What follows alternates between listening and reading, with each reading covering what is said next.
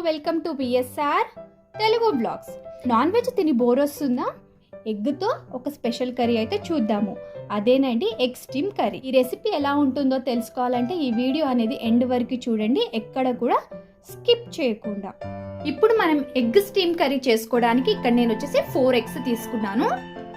మీరు ఇక్కడ 4 eggs అన్న తీసుకోవచ్చు, 5 eggs అన్న ఇవన్నీ కూడా బీట్ చేసుకొని మనం ఒక బౌల్లోకి అయితే వేసేసుకుందాము. ఎగ్తో నార్మల్గా కర్రీస్ చేసుకొని తిని బోర్ వచ్చిందా అయితే ఖచ్చితంగా ఈ ఎగ్ స్టీమ్డ్ కర్రీ అయితే ట్రై చేయండి. చాలా అంటే చాలా బాగుంటుంది. ఎగ్స్ అన్ని ఒక బౌల్లోకి వేసుకున్న తర్వాత చిటికెడు పసుపు, ఇక్కడ తీసుకున్న ఎగ్స్కి వచ్చేసి సాల్ట్ ఇక్కడ యాడ్ చేస్తున్నాను. ఇది ఒక 1/2 teaspoon సాల్ట్ ఉంటుంది.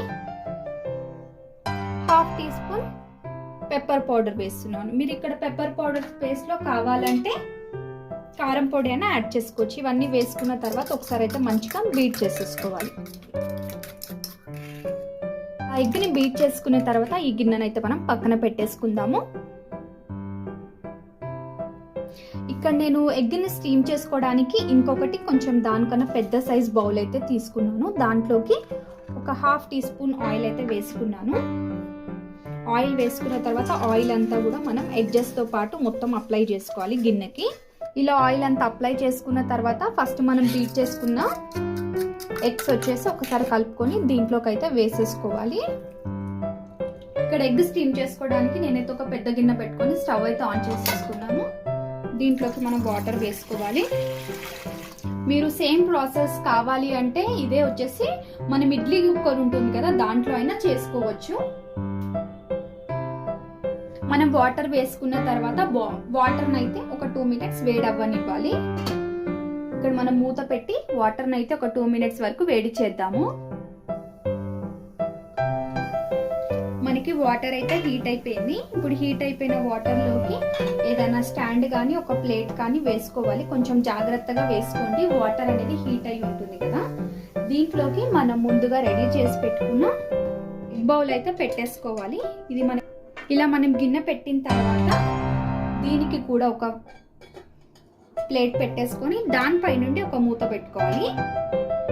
ఇది వచ్చేసి మనకి ఒక 10 to 15 minutes అయితే టైం పడుతుంది స్టీమ్ అవ్వడానికి. అండ్ మనకి ఇది వచ్చేసి మీడియం ఫ్లేమ్లో అయితే మనం స్టీమ్ చేసుకుందాం. మనం స్టీమ్కి ఎగ్స్ పెట్టి 10 minutes అయిపోయింది ఆల్రెడీ. ఇప్పుడు ఒకసారి అయితే చెక్ చేద్దాము.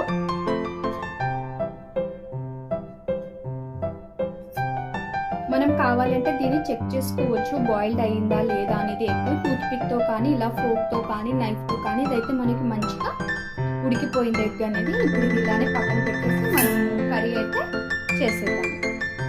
ఇప్పుడు కర్రీ చేయడానికి ఒక పెద్ద గిన్నె అయితే పెట్టేసుకున్నాను. దీంట్లోకి ఒక 2 tablespoon ఆయిల్ యాడ్ చేసుకోవాలి. మనకి ఆయిల్ అయితే హీట్ అవ్వాలి ఒక 2 seconds అయినా కూడా. మనకి ఆయిల్ హీట్ అయిన తర్వాత ఒక 1/2 spoon ఆవాలు వేసుకోవాలి.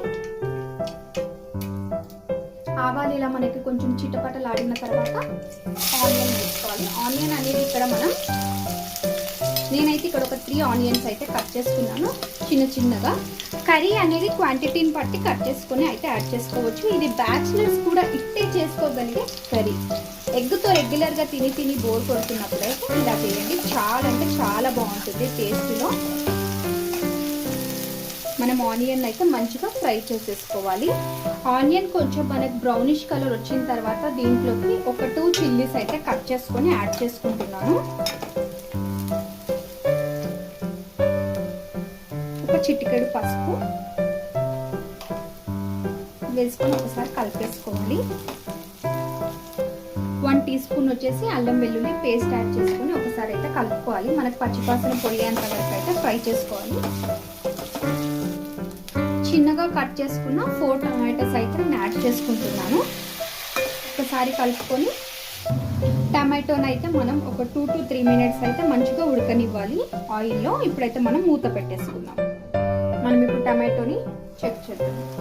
ఈ టమాటో అయితే 70% అయితే ఇక్కడ కుక్ అయిపోయింది.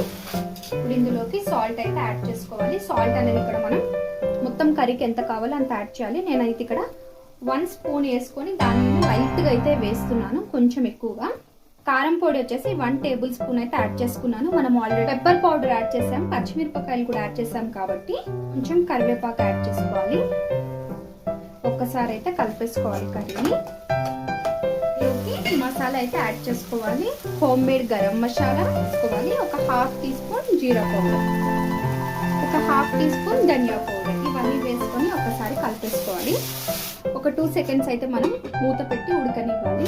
మనం ముందుగా స్టీమ్ చేసి పెట్టుకున్న ఎగ్ ఉంది కదా, అది వచ్చేసి మనం దీంట్లోనే డైరెక్ట్గా ఇలా కట్ చేసుకోవాలి. కట్ చేసుకున్న తర్వాత పీసెస్ అయితే అన్నీ కూడా దాంట్లోకి ఒక్కొక్కటిగా యాడ్ చేసేసుకోవాలి. మనకి పీసెస్ అయితే ఇలా వస్తాయి, సేమ్ పన్నీర్ పీసెస్ లాగా. చూసారు కదా. ఇప్పుడు ఇవన్నీ కూడా మనం కర్రీలోకి అయితే వేసేసుకోవాలి. ఇవన్నీ కర్రీలోకి వేసుకున్న తర్వాత ఒకసారి కలిపేసుకోవాలి. ఇలా మనము ఎగ్ స్టీమ్ చేసుకున్న పీసెస్ని వేసుకున్న తర్వాత దీంట్లోకి ఒక 1/2 గ్లాస్ అయితే వాటర్ వేసుకోవాలి.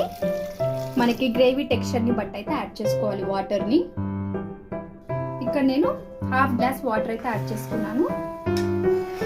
ఈ మసాలా అంతా కూడా మనకి ఇప్పుడు వచ్చేసి ఎగ్ పీసెస్, అంటే మనం ఏదైతే స్టీమ్ చేసి పెట్టుకున్నామో ఎగ్ పీసెస్ దీంట్లో వేసుకున్నామో వాటన్నిటికీ మసాలా అయితే మంచిగా ఒకసారి గ్రేవీగా పట్టుకోవడానికి అయితే మనం ఇలా వేసుకున్నాము.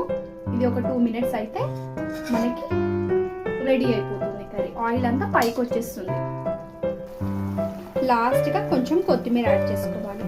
ఇలా ఒక్కసారి చేసి పెట్టండి ఇంట్లో వాళ్ళకి. చిన్న పిల్లల నుంచి పెద్దవాళ్ళ వరకు ఎవ్వరు కూడా వదిలిపెట్టకుండా అయితే తినేస్తారు. మా ఛానల్ ఎవరైనా ఫస్ట్ టైం చూస్తున్నట్లయితే ప్లీజ్ అండి మా ఛానల్ అయితే సబ్స్క్రైబ్ చేసేసుకోండి. ఆయిల్ అయితే పైకి వచ్చేసిందండి. మనకి కర్రీ అయితే అయిపోయింది. ఎగ్ స్టీమ్డ్ కర్రీ అయితే అయిపోయింది. ఇప్పుడైతే మనం సర్వింగ్ చేసేసుకుందాము. చూస్తుంటేనే నోరూరిపోయే ఎగ్ స్టీమ్ కర్రీ అయితే రెడీ అయిపోయింది. మా ఛానల్ వీడియోస్ కనుక మీకు నచ్చినట్లయితే మా ఛానల్ని లైక్ చేయండి, షేర్ చేయండి, సబ్స్క్రైబ్ చేసుకోండి. పక్కనే ఉన్న బెల్ ఐకాన్ని ట్యాప్ చేయడం అయితే మర్చిపోకండి. Thanks for watching.